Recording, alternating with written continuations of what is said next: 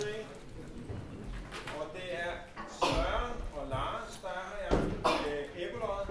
Lidt for nørder, men der er garanteret en hel masse, der har en masse spørgsmål, og så er der bare at lyttes til. Ja. Så er det en ting, der er en sindssygt dårlig akustik herinde. Ja. Så man skal lade være med at sidde og snakke. Hvis man skal snakke, så bliver man altså nødt til at gå udenfor. Er det okay? Ja. Vel mødt alle sammen.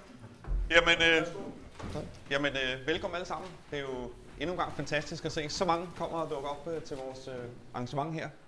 Jeg har jo altid drømt lidt om, at når vi står herude og fortæller om trolling og alt muligt andet, så, og gedefiskeri for den sags skyld også, så er der en lille smule om elektronik.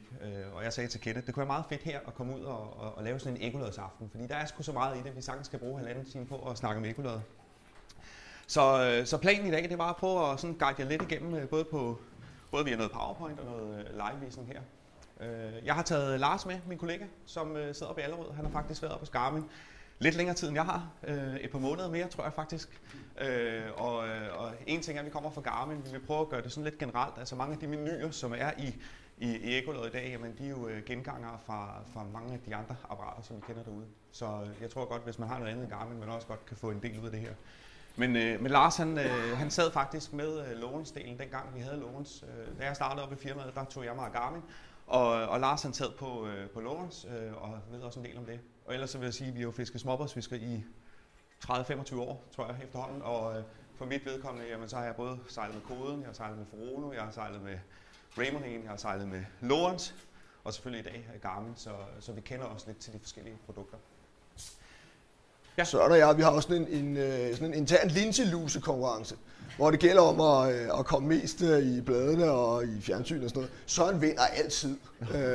Men alligevel så har han åbenbart puttet sådan en lille ydmygende fisk på der. Jeg ved ikke, det må være et led i det der. Ja, jeg ved ikke, hvor jeg har fundet den. Jeg tror, det er en af de få dage, hvor der har været bøger. Nej. Men planen i dag, det var, at det er første gang, jeg prøver det her, så jeg håber, det lykkes. Men planen var, at vi ville køre den her lidt PowerPoint-præsentation på den ene. Og når vi kommer op til æggelødsindstillinger, så vil jeg prøve at køre det live. Altså, hvordan man indstiller apparaterne live direkte via plotteren. Der står en plotter her, som kører op på skærmen her. Så det første, vi løber igennem, det er de her 5 typer æggelødder, som findes i dag. Grundlæggende, også som de fleste producenter har. I hvert fald de 4 af dem. Så vil vi køre det her live. Så vil vi fortælle en lille smule om Panoptic. Panoptic, det er faktisk kun Garmin, som har det. Så vil vi tage en del om transducer, montering. Og hvis der bliver tid til det, så vil jeg lige vise jer lidt om det her QuickDraw, som vi har, som vores konkurrenter også har fået noget måle, hvor man kan lave kort og sådan noget, som også vedrører æggelødder, fordi man selvfølgelig bruger transduceren. Og så selvfølgelig er der forhåbentlig en masse, eller forhåbentlig er der ikke nogen spørgsmål, men det kan godt være, at der var nogle spørgsmål alligevel. Og ellers så skal I være meget velkommen til sådan i løbet af aftenen bare at bryde ind, hvis der er et eller andet, ikke? Og jeg håber, I alle sammen kan høre os. Skal jeg fortsætte, Lars, eller vil du? Jamen altså, nu sagde Søren før, at der er 5 typer æggelødder. Man kan sige, at de 2 første her er det, vi normalt kender som Fishfinder, og det er egentlig 2 versioner af det samme. I må undskylde min stemme. Jeg håber, at jeg rent faktisk har stemme til resten af snakken her, men jeg mente, det var bedre end at blive derhjemme, trods alt. Der er en grund til, at jeg lader Lars snakke lige nu, fordi så slipper jeg for at høre om resten af aftenen. Nej, undskyld, Lars. Det vi alle sammen kender, det er jo den almindelige Fishfinder med de faste frekvenser, som typisk har været 50 og 200 kHz. Det er det, man har sejlet med i utallige år, men for 3-4 år siden eller sådan noget, der startede det, man kalder for den store æggelødskrig, hvor alle de store producenter af æggeløds eller af marineelektronik begyndte at virkelig tilsætte ingeniørkraft i udviklingen af nye æggelødsteknologier. Og noget af det første, man kom op med, det var faktisk det, der hedder Chirp, hvor i stedet for at køre på de 2 faste frekvenser, så opfandt man et æggelød, som kunne køre over brede områder af frekvenser, og det giver nogle rigtig store fordele. Lidt på samme tidspunkt kom man op med de her scanningsæggelødder, Sideview og Downview, som er rigtig, rigtig gode til at vise faste strukturer. Man kan bruge dem som fishfinder, men de er primært lavet til at vise, hvordan er landskabet under. Og man kan sige, når vi snakker sideview og downview, så var det jo Hummingbird, som var de første, som kom med det her. Så kom Lowrance og Simrad efter, så kom Garmin efter, og så er der en masse krig i USA. Hvem har rettigheder til hvad og sådan noget, men det skal ikke bruges krudt på, fordi at vi har 100% rettigheder til det i de fleste dele af verden. Så, men vi kommer mere ind på det der senere. Og så den sidste type, der er kommet til for nylig her, det er Panoptic, som man ser øverst her, findes i flere variationer. Det er simpelthen det er ren fiske-tv. Det er virkelig fascinerende, fordi at man kan se fiskene rent faktisk flytte sig rundt på skærmen, men det kommer der nogle rimelig fascinerende eksempler på, vil jeg sige. Men til at starte med, så vil det her det er jo sådan et lidt gammeldags ekolodspillet. Det er taget op i Norge, og grunden til at jeg har taget det med, det er fordi der altid er sådan en evig dialog med, hvad ser man? Ser man kun fisk med luftblære, eller ser man det hele? Og det er sådan, at ekolod, det ser alt. Der er ingen tvivl om, at hvis fisk har luftblære, så ser man den tydeligere, men der er ikke noget, som ikke bliver vist på et ekolod i dag. Om det så er næsten den mindste plankton, så vil man se det som støj, fordi de er blevet så gode. Og nu er jeg bare for, at jeg fandt det her billede, som egentlig viser lidt af det hele. Den viser, hvordan bunden er. Bunden er selvfølgelig, hvis der er nogen, der ikke er sådan drevne i ekolod, så er det selvfølgelig... Ja, det er jo selvfølgelig bunden. Og så er der hårdheden, selve gennemslaget, det kommer vi også tilbage til. Og det her billede, der er det simpelthen en, der fisker med jig, hvor man kan se jiggen, det er den kraftige, lidt gule, røde streg, som går op og ned. Forfanget, altså linen med svivlen, det er det blålige. Og lige derovre, jeg har skrevet fisk, jamen, der er faktisk en fisk, der hugger. Og alt det, I ser op i vandet, det er faktisk støj for linen. Hver gang han hiver op med jiggen, så kan man simpelthen se linen, og det reflekterer den også på. Så i dag, der viser ekolod, altså alle ekolod for alle producenter er blevet så sindssygt god kvalitet. Så husk det. Høj eller lav frekvens? Vil du tage den, Lars? Kan jeg godt. Som sagt, så udgangspunktet det var, at man kørte med de der faste frekvenser. Som sagt var der overvis, hvor det valg, man ligesom havde, det var mellem 200 kHz og 50 kHz. De har hver deres fordele. Den lave frekvens rækker dybere end den høje, mens den høje til gengæld tegner pænere. Den er bedre til at separere fisk og ikke vise dem som en plamage, end den lave frekvens er. Der vil også typisk, hvis man har en transducer, som har de her to frekvenser, så vil den typisk have, de to frekvenser vil have forskellig keglebredde, hvor den lave altid er den bredeste af dem. En anden lille forskel, man kan sige, det er, at faktisk, vi kender alle sammen det der problem, at ekolod har en begrænset evne til at holde bunden ved fart. Altså før eller siden, hvis du sejler hurtigt nok, så mister det bundvisningen. Og der er det faktisk en fordel med et højfrekvent ekolod. Så de er forskellige, men nu er det så, at man er kommet op med nogle teknologier, der kan kombinere det gode for forskellige frekvenser. Man kan sige, at de er jo fine at bruge til lidt af hvert. Jeg ved, der er flere trollingfiskere. Det havde vi også med, da vi var ude og fortælle om trollingfiskeri. Undskyld.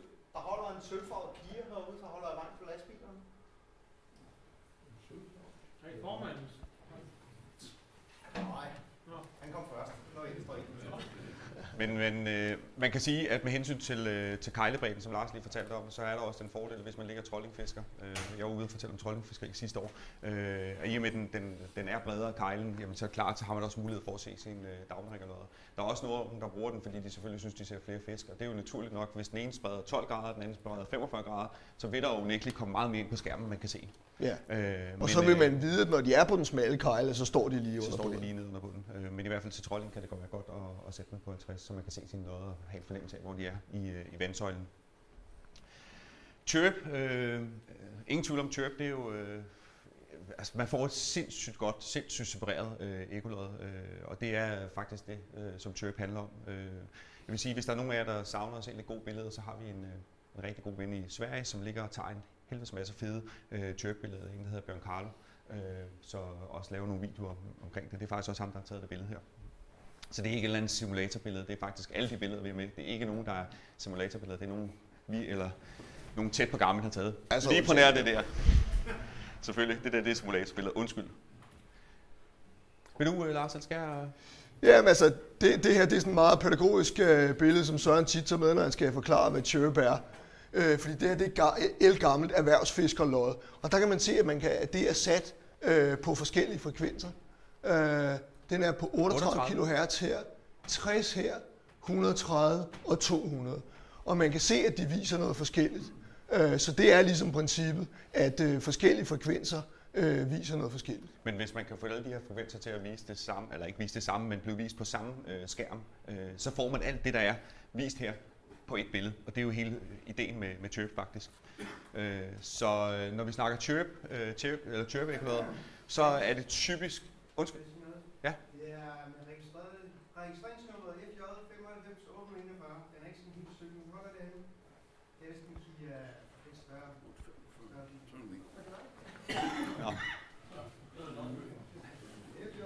Der var en vinder her. Der var Banco. Ja. Jeg ved ikke, om der er sidegevinster, men... Ja. Hvis der er nogen, der gerne vil ned og sidde nede foran, så er der plads hernede nu. Så kan man lære det, hvis man er det, ikke? Tilbage til Chirp. Når man snakker Chirp i dag, så snakker man ikke de der faste frekvenser. Så snakker man low, medium og high. Og high, den er faktisk udvidet i dag, så den faktisk går helt op til 240 kHz. Men som vist før, så er ideen, at den lige pludselig scanner det hele, at man får at den opsamler rigtig, rigtig mange informationer på ekolodet. Jeg tror, Lars, vi tager den næste, for der kan man bedre... Du skal næsten lige gå tilbage og så sige, det her, det er jo Chirp i en nøddeskal, ikke? Her har vi de faste frekvenser, hvor de her 5-6 fisk her, de bliver vist som en pærevælling, mens herover er de separeret. Ja. Det er det Chirp kan. Altså man skal ikke være bange for, at man ikke ser fisk på et almindeligt ekolod overhovedet, men hvis man sådan groft sagt skal sige, hvad der er forskel på dem, det er, at hvis du ser en klat fisk midt i vandet, på 200 kHz, og du ser den på Chirp den samme, så vil du kunne se, at der måske står 10 fisk, der bare står sådan helt fuldstændig fint. Man kan fuldstændig se, hvordan de står på skærmen. Hvor at på 200 kHz, der man bare se, det er en klump, eller måske to klumper, der hænger en lille smule sammen. Så det er ikke fordi, man nødvendigvis mister en masse ved ikke at sejle med Chirp, men man får en sindssygt god separation ved Chirp-ekoloderne. Man kan godt fange fisk. Man kan godt fange fisk. Det kan man sagtens. Ja. Den der har vi taget med, og jeg tror Lars vil fortælle en lille smule om det, og grunden til, at vi har taget den med, det er fordi, at det her med Chirp, hvornår er Chirp faktisk Chirp, og det er jo noget med, hvor meget den faktisk, altså hvor mange frekvenser den sender ud, for det er sådan en traditionel transducer, den kan faktisk dække cirka 10 frekvenser, og i princippet kunne man godt få den til at vise lidt Chirp, men det har ikke noget med rigtig Chirp at gøre. Nej, det er rigtigt. Altså, man kan jo sådan set sige, at lige så snart, at man er lidt ud over de faste frekvenser, bare man lige skyder igennem en 3-4 frekvenser, jamen så er det jo principielt Chirp, fordi det er jo ikke faste frekvenser længere. Men ordet er båndbredde. Det er ligesom det, som gør forskellen på de gode, de dyre Chirp-løsninger, og så de billigere. Chirp begyndte i de meget dyre løsninger, men altså generelt må man sige, at det er sivet ned nu i et prisleje, hvor alle sådan set kan være med. Man kan stadigvæk få dyre løsninger op i den rigtig fede afdeling. Og det er altså de dyre løsninger, de er kendetegnet ved høj båndbredde. De største ekolodsmoduler har typisk, ligesom vi i gamle dage havde 50 og 200 kHz, så har de også 2 kanaler og kan altså sende over 2 områder. Så har man sådan en møghund af en transducer som denne her, så kan man altså spænde over 42 til 65 og 150 til 250 kHz. Det er altså en hækmonteret transducer, så det er bare et godt råd, det er, hvis I sætter den der på, så sæt 2 på, fordi ellers så det fungerer ligesom trinflaps. Så jeg havde faktisk en sjov historie, fordi Pepe Rune, han fik faktisk dem der, han skulle være med på det smarte, lige med det samme, og hans båd, den gamle af dem, det gik fuldstændig galt. Han kunne slet ikke sejle, men han havde simpelthen placeret den for langt ned, så der er ingen, det har ingenting på sig, det der. Jeg har sejlet med sådan en her i overvis. Larsen har det lidt, der er ingen problemer. Men det er fordi, han sejler Warrior, så... Ej, undskyld, Lars. Men altså, en kombineret båndbredde på 123 kHz for en virkelig super transducer. Noget i den sådan lidt mere beherskede prisklasse, det er typisk en båndbredde på 60-80 kHz. Og det er i virkeligheden nok der, de fleste skal ende. Selvfølgelig kan det være rart med de 2 med de 2 kanaler, men altså i virkeligheden et rigtig godt ekkolodspil som det her, det er jo tilstrækkeligt for langt de fleste, der bare skal finde fisk ved trollingfiskeri eller på søerne osv. Så har man det, man kalder sådan mini-chirp, eller baby-chirp, eller quasi-chirp, eller hvad vi skal kalde det. Det er, når man tager en transducer, som egentlig bare er en transducer til faste frekvenser, og så maser man nogle lidt flere frekvenser igennem, og så kalder man det chirp. I det her tilfælde 18 kHz, altså 9 Hz på hver side af den frekvens, som den her transducer egentlig er lavet til. Det var ligesom de første bud på virkelig billige chirp-løsninger, der kom. Men i dag, der er det faktisk, altså selv som sagt rigtig billige løsninger, har altså en fin båndbredde i stil med dem, vi har i midten her. Chirp er også slået igennem på side og downview, så står der om en side-view transducer, at den kører eksempelvis 465 kHz, så er det i virkeligheden 485 eller 425 til 485, altså en væsentlig højere båndbredde end det, den skriver. Så chirp bruger man inden for alle ekkoloderne. Ja. Og med hensyn til side-view downview transduceren, så kommer vi lidt mere ind på frekvenser, hvad der er fordelen til lavt vand og til dybt vand, fordi der findes faktisk en transducer, som også hedder 260 425, ikke Lars? Som er til det lidt dybere vand, men der kommer vi ind på det senere. Så er der det her med, skal man vælge det ene eller andet? Jamen altså, som jeg sagde, at chirp, fordelen med chirp, det er, at man får en sindssygt god separation. Det almindelige ekkolod fungerer rigtig godt stadigvæk, og man ser tingene bare ikke helt lige så fint. Men en af de fordele, jeg synes, der er ved chirp, det er, at og det ved jeg, det er noget, de bruger rigtig meget på Øresund. Vi har jo rigget Fyrholm op som kutter, og de nørder rigtig meget med de her ting. Men det er blandt andet, at man kan låse frekvenserne. Det vil sige, at hvis man har en transducer, der har en båndbredde, som for eksempel i det her tilfælde rammer 135 kHz, så kan man låse den på 135 kHz. Og der ligger de simpelthen at finde ud af, jamen, hvad er det, man bedst ser torsk på, og hvad er det, man bedst ser sild og så videre. Men altså, for det meste er det selvfølgelig torsk, og i det her tilfælde så ved jeg, at de er rigtig glade for at køre på 135. Nu står den faktisk som standard på 135, men vi er også rigtig glade for at køre på en lidt lavere frekvens. Men en af de største fordele, der er ved at kunne låse frekvensen på Øresund, det er jo, at hvis man ligger og bulefisker og ligger og sejler måske 20-30 både, ligesom når der er klubmesterskab deroppe, og man ligger, så ved I alle sammen, at så kommer der rigtig meget støj på skærmen. Det kan ikke undgås, at man får, lige snart man sejler forbi en anden båd, så kan I simpelthen se sådan nogle streger her på skærmen. Det man så kan gøre her, hvis man låser frekvensen, det er jo selvfølgelig, at I kun kører på jeres frekvens. Så er der så mange andre frekvenser, de andre kan vælge. Og hvis man bare har en frekvens, der ikke rammer de andre, så får man heller ikke noget støj på skærmen. Så det er en lille fordel ved chirp. En tredje grund, der kan være til også at vælge faste frekvenser, selvom man har en chirp transducer, det er også, at, som vi var inde på før, så frekvensen hænger jo sammen med keglebredden. Så hvis man gerne vil sige, okay, i dag skal jeg et eller andet, hvor jeg helst vil have den smalleste kegle, jamen så vil man vælge den højeste frekvens, som ens transducer nu kan bruge. Og så har man altså den smalleste kegle, man nu kan hive ud af den. Yes. Det her det var det, jeg lige fortalte om før. Det er billedet fra Fyrholm, og der kører de faktisk en del på 50 kHz og 135 kHz. Og det er faktisk den transducer, der sidder på Fyrholm. Det er faktisk en af de store, bare som en Scorpion-ført, som er en chirp transducer, som har 2 kanaler.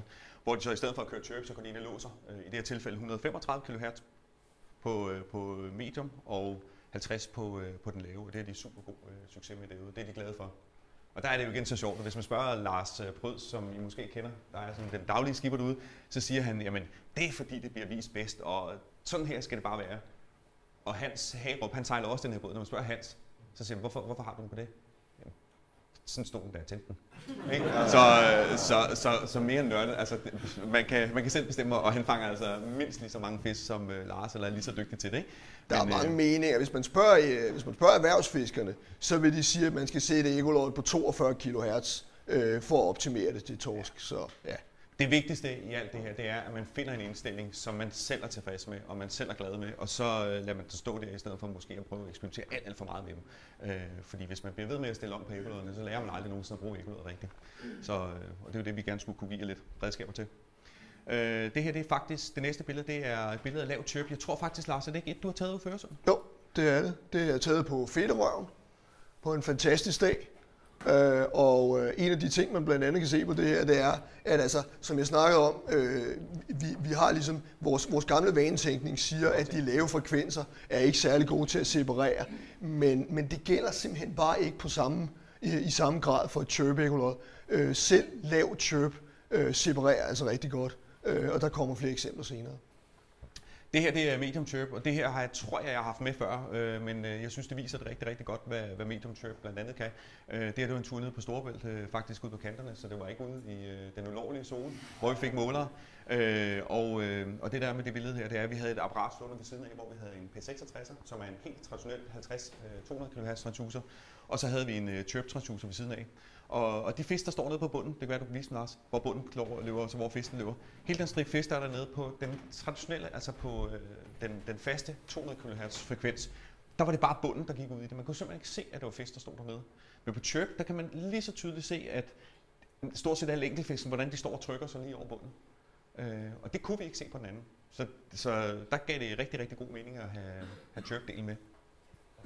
Og vi fik som sagt også en 2-3 målere faktisk ind på det der lave vand, så det kan også godt lade sig gøre. Det er vist, jeg ved ikke om det er en, du har taget, Lars? Det er også et, jeg har taget her. Og det er klart, altså igen, at altså, den allerhøjeste separation, den får man på de høje frekvenser. Jeg vil lige sige, hvis I ser den der transducer, der står dernede, det er også en af dem der. Så hvis I ser en Warrior ude på Øresund, som ligger sådan her, så er det Lars. Han vejer ikke så meget, så han... Ja. Altså han er egentlig bare misundelig på, at min er større end hans, men lad det nu. Ja. Hvis nogen af jer kan skimpe, hvad der står hernede, så kan I se, at den her transducer, den ender på et W. Faktisk HW. Og det står for high wide, altså høj frekvens og stor keglebredde. Den type transducer er der kommet en del af her på det sidste, og de er kendetegnet ved et sindssygt fedt billede, altså. Ja, de hedder 25 grader. Det er ret meget for en høj frekvens. Ja, men de er lavet til lidt lavere vand, ikke? Altså typisk vil man sige op til 30-40 meter, der vil man foretrække en high wide frem for. Er det ikke en, der er oprindeligt lavet til, det er mig, der laver den? Er det ikke en, der er lavet til tunfiskeri, Lars? Er det ikke den udvikler til? Det er så en anden sag, at det er klart, at hvis man ligger ude i, altså hvor man egentlig slet ikke kigger på bunden, men bare er interesseret i, hvad svømmer der rundt af pelagiske fisk en 50 meter ned, jamen så er det også fint med en high wide. Yes. Så det var lidt om chirp, hvordan det fungerer. Vi kommer lidt ind på indstillingerne, når vi begynder at rode ved apparatet. Den har jeg taget med også bundforhold. Det er måske ikke alle, som helt ved, hvordan man definerer hård og blød bund. Og det her billede viser det faktisk rigtig godt, hvor man kommer fra en skrænt, hvor der er rigtig, rigtig meget gennemslag. Jo mere gennemslag der er på bunden, jo hårdere er bunden faktisk. Man kan også få faktisk sådan en dobbeltbund. Og lige så snart man kommer ned i bunden og ud over kanten, så kan man faktisk se, at den bare bliver blå nede i bunden, og det vil sige, at man kommer ud over noget blødere bund. Og bunden er jo ekstremt vigtig for de der forskellige arter, vi ligger og fisker. Både hvis man fisker fladfisk, ikke så meget hvis man ligger trollingfisker, men hvis det er fladfisk eller det er torsk, så betyder det rigtig, rigtig meget. Jeg bruger det selv rigtig meget, når vi ligger for eksempel og finder pikvarpladser.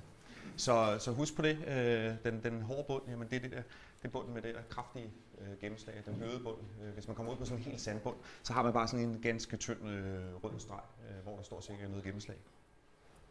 Så vil du ikke sige, at det er stadigvæk relativt hårdt? Nej, det er stadigvæk simpelthen hårdt. Jeg kunne ikke finde et billede, hvor jeg havde det. Nej. Så, men det er egentlig bare for, at jeg håber, det giver en lille smule mening, at man kan se gennemslaget på den ene, og man kan se, at det ligesom forsvinder på den anden. Jeg ved, i før i tiden, da vi lå og fiskede torsk nede ved Rødvig, der var det jo meget sådan nogle små grusplateauer, man lå og fiskede på. Det var sådan nogle små pladser, hvor det var, der var relativt blød bund rundt omkring, og så kom der de der små hårde.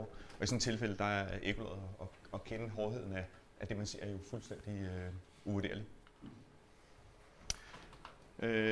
Så det her har jeg også, tror jeg, haft med før, bare for at lige vise, hvordan vrag ser ud. Og man kan se, at bunden det er meget, meget massiv bund, man ligger på. Og så har man vraget, man har pirken, der går ned i vraget. Og vraget, nu man har faktisk sejlet over det her, så kommer det ind igen ude i højre side. Eller man kommer ind på vraget igen. Det er jo faktisk en tilfælde her, for det utrænede øje, der er det altså jævnt svært at se forskel på et vrag og en torsk, eller en torskebule her. Og det er faktisk et af de tilfælde, hvor man kan have rigtig meget gavn af downview. Ja. Fordi ser man det her på downview, så ved man, jeg har et rigtig, rigtig godt eksempel, hvor netop at vraget bliver vist, og man er meget i tvivl om det er en torskebule eller hvad det er, hvor man kan se, at det er et vrag, man kommer ind på. Vi kommer også lidt tilbage på på det, der hedder A-scope. Men en ting lige at bemærke hernede, det er, at hernede der står et tal, og A-scope, når man har slået det til, så viser den altid præcis, hvor meget man dækker på bunden. Husk på, en transducerkegl, det er jo ligesom faktisk en lommelygte med lys ind på væggen. Altså en stor rund cirkel. Og hernede der dækker den 8,6 meter på en transducer, som står på 200 kHz, det er den smalle kegl, på 49 meter hver. Så det er faktisk ikke så meget, den dækker af bunden. Der skal man nok lige sige, det er teoretisk. Altså, det er ikke sådan en nøje afgrænset kegl overhovedet. Så det er bare for at give en idé om, hvor meget det dækker, ikke? Jo. Så var planen at hoppe over på nogle indstillinger på selve ekkolådet, og igen, hvis der er nogen, der sidder med nogle spørgsmål, det kan være, at det bliver løst hen ad vejen, men det kan også være, at vi skal tage dem løbende. Men hvis man har det traditionelle ekkolod, jeg skal nok lade være med at trætte med alle de her andre ting lige nu, så er det sådan, at nu prøver vi lige at gå ind i den almindelige menu. Og det er klart, at hvis der er nogen af jer, der sidder med noget andet end Garmin, så vil jeg næsten tro, Allan, at de ting, som er derinde, de er meget identiske. Det kan godt være, at menuerne ligger anderledes, men tingene, man indstiller, det er, der kigger de altså lidt efter hinanden, hvad det er, man kommer ind på. Hvad siger du? Ja, de minder i hvert fald om hinanden. Men den første, man kommer ind på, Bjarne, jeg ved ikke, om du kan åbne derude måske, så der kommer luft ind, og så ikke folk de dør helt i varmen. Men den første og en af de vigtigste ting overhovedet, synes jeg, når man bruger ekkoloddet. Jeg har det jo sådan lidt, når jeg begynder at justere ekkoloddet op, så plejer jeg som regel at fjerne alle automatikindstillinger, og så begynder jeg at bygge dem op. I dag er, og det tror jeg har noget at gøre med gamle dage, for i dag er automatikindstillinger faktisk rigtig gode i langt de fleste tilfælde. Og rigtig gode, hvis man egentlig bare skal se et almindeligt ekkolodspil, hvis man ligger og troller ude i Køge Bugt eller nede ved Møen. Men hvis man begynder at nørde lidt med det til fladfisk, og hvis man begynder at nørde lidt med det til torskefiskeri, bulefiskeri og sådan noget der, så betyder det jo sindssygt meget, hvordan det er indstillet, at man lige præcis ser lige præcis det, man ønsker at se. Så gain-funktionen i ekkolodderne, det synes jeg måske er en af de allervigtigste funktioner. Og når jeg trykker på den her, nu vil I se, det er ikke alt, som sker fuldstændig på samme måde. Det er ikke alle funktioner, som fungerer i demo-mode. Men gain-indstillingerne her, der har man en, der hedder op og ned, som I kan se. Så har man en, der hedder auto-lav, auto-høj, auto-mellem. Hvis I ligger troller, så vil det være en god idé at bare sætte den på auto-mellem. Bare lade den stå der, fordi det fungerer egentlig rimelig godt. Så sorterer den noget af støjen fra og viser det meste af det, man skal. Men hvis I skal på Øresund og fiske torsk, for eksempel, eller på Storebælt, så vil man næsten altid sætte den på den manuelle. Fordi det der er med gainen, det er, at gainen, den skal man justere så højt op, man kan, uden at det bliver støj. Og sammen med gainen, jeg skal nok komme tilbage med dem, der har jeg også altid vist overfladestøjen. Fordi overfladestøjen, der er nogen, der sorterer den fra, fordi de synes, at det er skidt. Men den ligger altså kun lige oppe i den øverste vandsøjle. Men det, der er rigtig godt med overfladestøj, det er, at man har en rigtig god fornemmelse, hvor man kan finde ud af, hvornår er det støj, og hvornår er det faktisk fisk, eller hvor meget skal jeg gaine af, før det bliver et rigtig, rigtig godt billede. Så gain-funktionen er nok en af de aller vigtigste. Og når man bruger gain, så er det simpelthen at køre den så højt op. Nu er det svært at gøre det på simulationsbilledet, men køre den simpelthen så højt op, så man har en fornemmelse af, at det man ser, det er fiskene. Hvis man begynder at gain op, hvor man føler, at man får alt muligt støj i billedet, som man har her, så gælder det om at gaine ned, og så finde lige præcis der, hvor man egentlig kun ser fiskene. Sådan der. Og meget, meget lidt støj. Man må godt vise en lille smule støj. Man kan sige, at det trænede øje vil næsten have vist lidt, altså vil ofte gerne have vist lidt mere støj. Fordi gain er jo et filter, som sorterer nogle af de gode ting fra. Har du noget, Lars, du vil tilføje til? Nej, altså der er jo lidt et trade-off, at man på den ene side gerne vil have sådan et super sexet, helt rent ekkolodspil, uden at der er noget fnil og fnaller i det blå. Men omvendt, så vil man altså også gerne vide, hvad der egentlig foregår under båden. Og sådan noget som springlag for eksempel, altså lavdelingen mellem det kolde og det varme vand, det kræver altså en forholdsvis høj gain for at blive vist. Så altså, de fleste sådan hardcore fiskere, de vil køre med en forholdsvis høj gain for at være sikker på at få det ene. Og jeg tror normalt, når man snakker både generelt, altså nu kender jeg ikke Simon eller, men hvis man snakker Lowrance, Garmin, i hvert fald så ligger det, jeg tror, som regel ligger det ved sådan et sted mellem 65 og 80% eller sådan noget, godt og vel. Sådan er det i hvert fald på vores. Men igen, det varierer jo selvfølgelig også af, hvor meget skidt der er i vandet, og hvor meget strøm og alt muligt. Men det er typisk deroppe omkring, man arbejder. Så husk at gain, det er en sindssygt vigtig funktion. Måske næsten den vigtigste, andet end man kan se Ecolos-billedet. Ja, man skal også altid være opmærksom på, at vi bruger sociale medier, og vi er meget på nettet osv., så vi bliver bombarderet med ting, der kommer udefra. Herunder også sindssygt sexede screendumps fra Ecolod rundt omkring i verden. Men man skal altså lige være opmærksom på, at vores vand herhjemme er altså generelt noget mere beskidt og noget mere fyldt med alt muligt snask. Så det er sjældent, at vi kan få det til at se lige så godt ud herhjemme. Hvad med saltindholdet? Påvirker det ikke også meget på gennemslaget? Jo, det gør det. Der har de meget syd, hvor der er meget salthold. Ja. Det betyder noget, det gør det. Ja. Har du noget, du vil tilføje til? Nej. Sådan der. En anden ting, nu har jeg lavet, nu følger vi, prøver at se, om vi kan følge PowerPointen her. Det er skærmfarve, og hvis jeg lige prøver at sætte den ind her og sige udseende, så er det sådan, at man kan vælge en masse forskellige skærmfarver. Og faktisk, før vi gik i gang, der var en, der spurgte mig, hvorfor jeg havde den på blå. Jeg har den på blå, fordi at, jeg synes, det er roligt for øjnene. Jeg synes, det giver en rigtig god kontrast med, hvad der er fisk. Altså, at en lille fisk, eller en fisk, man rammer skævt, den bliver sådan lidt blålig, og så begynder den, hvis signalet bliver kraftigt, at blive gul, og så bliver den rød til sidst. Så jeg kan rigtig godt lide det røde billede. Jeg kan også godt lide det røde, eller hvad hedder det blå billede, fordi at hvis man for eksempel tager en hvid baggrund, alt det støj, der er her imellem, det bliver bare sådan let blåt, men det er ikke sådan et irriteret øje. Hvis man sætter den på den hvide, se det herovre. Hvis man sætter den på den der over, eller den opover, så er det sådan, hvis der er meget støj i vandet, så bliver det bare sådan nogle små sorte prikker. Så jeg synes, altså jeg kan klart bedst lide at bruge den blå farve. Og det hænger nok også måske sammen med, at jeg kommer fra nogle gamle kodenlodder og fronelodder, hvor man altid, der havde man 2 farver, man kunne vælge den sort, og så kunne man vælge den i blå. Men altså jeg har også prøvet den hvide, men det er virkelig smag og behag, hvad man, for jeg tror, der er rigtig mange herinde, der bruger den hvide. Kunne jeg næsten forestille, fordi den hvide, det er jo den klassiske Lorentz-farve i hvert fald. Ja, havet er sgu da blåt. Ja, det giver god mening, derfor skal den være på blå selvfølgelig. Ja, velkommen væk fra de gamle lodder. Nå, men der kan også være nogen der, men i hvert fald så er det jo den, altså i hvert fald den hvide, det var jo den klassiske farve, når man købte et Lorentz-lod, så ville den stå på.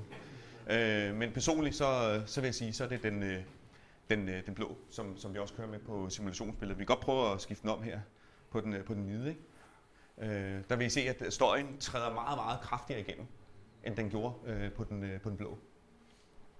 Der findes en masse forskellige muligheder. Gul.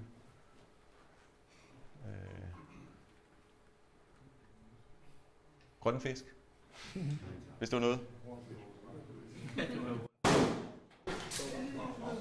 Hvad satan?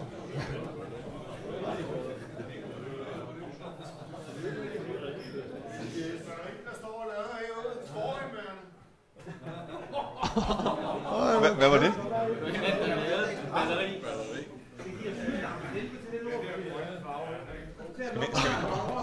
Skal vi ikke lige åbne ud derovre?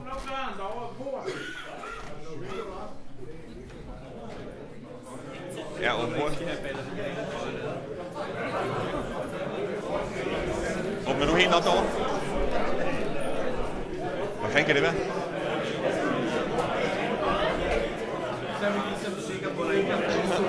Nå, okay. Ja. Ja, det var bare et, jeg tror der var en, der satte strøm til et Lorentz-lod derude, så nej, undskyld. Nej. Går det okay? Jeg tror der bliver luftet ud nu, så ja, så fik vi da høre på, hvordan det lyder, når man brænder batteri af. Nå, videre. Man kan selvfølgelig vælge nogle forskellige skærmfarver, og der vil jeg sige, der er det virkelig at vende sig til, hvad man, altså finde en skærmfarve, som passer en godt, og så bruge den.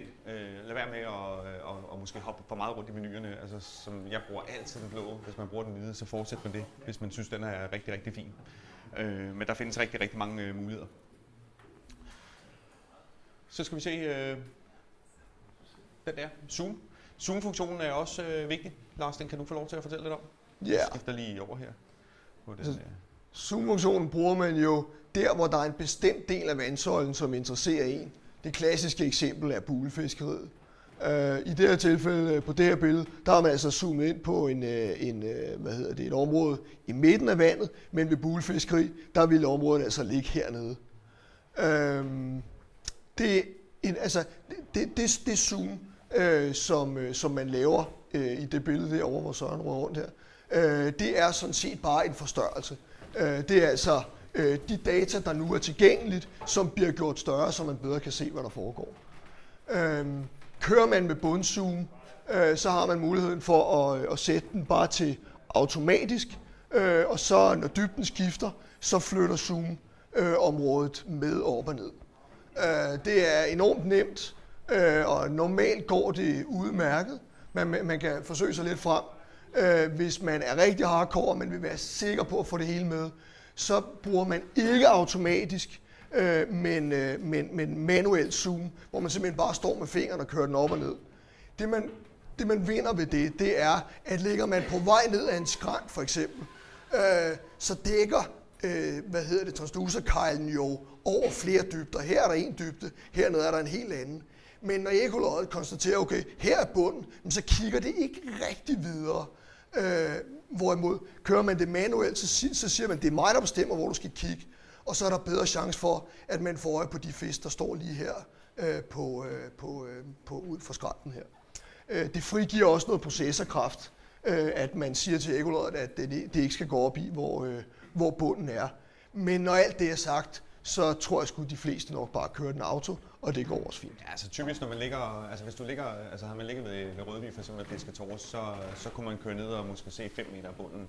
Der er ikke særlig dybt, men sådan den standard, hvis man ligger på Øresund og man kører zoom, det gør man jo, hvis man ligger og fisker torsk, for at få et helt billede og se, om der står de der 2-3 torsk nede på bunden, så vil man typisk køre sådan en 8-10 meter af bunden, altså hele tiden, så det er det, man sætter den på. Og der er ingen tvivl om, at det her det er faktisk noget af, det virker jo fuldstændig så simpelt at lave et rigtig godt bundzoom. Der er ingen tvivl om, at gennem næsten årtier har det været vores største udfordring. Fordi at et godt bundzoom, altså når man kan lave et godt bundzoom på apparatet, så kan det stort set alt det andet. Og Garmin-apparater en dag kan lave nogle rigtig fine bundzoom, ligesom de andre også gør. Det med at zoome på sådan et billede her, det er jo et af de steder, hvor touchscreen virkelig shiner i forhold til knapper. Altså de her operationer, de er bare noget nemmere, når man står og bare pincher og panorerer op og ned direkte på skærmen. Det er jo slet ikke, man står slet ikke og tænker på meterantal og knokler rundt mellem menuer og så videre. Det hele foregår bare ligesom det kan sige, som jeg gør nu her, der zoomer man, der er bare fingrene lige kører frem og tilbage for at lave zoombilledet, hvor man på knapperne selvfølgelig bruger plus og minus typisk på den. Så zoom-funktionen, den er jo sindssygt vigtig, hvis man ikke så vigtigt, hvis man ligger og fisker havret, og man ligger og trollingfisker, så er det så de fleste vælger bare at se hele vandtolden. Men til det lidt mere specificerede fiskeri, hvor man skal se lidt tubiser på bunden, eller man skal til torsk og sådan noget, så er zoom-funktionen meget vigtig. Skal vi tage shift nu så? Det kan du godt. Den har jeg faktisk ikke taget med her, så den tager vi bare. Jeg skal lige huske, hvor den er henne. Jeg tror, vi skal en gang længere. Avanceret. Derinde. Yes. Jeg tror ikke, det er en god idé, at vi lige får luftet ud. Der er ret mange, der sidder og roster her. Jo, lad os bare gøre det. Jo. Det kunne være en anden årsag til det, men... Er der nogen, der føler, der er dårlig luft, og vi skal give den noget luft herinde? De er ved at skylle derude. Nå, okay. Jamen, det er mere, om vi... Der er nogen, der... Hvad siger du? Der er også en masse dampe derinde fra. Ja. Er der nogen, der føler, at vi skal have luftet? Så gør vi det bare. Altså, vi kan sagtens... Vi holder 5 minutter. Ja. Vi tager lige en lufter.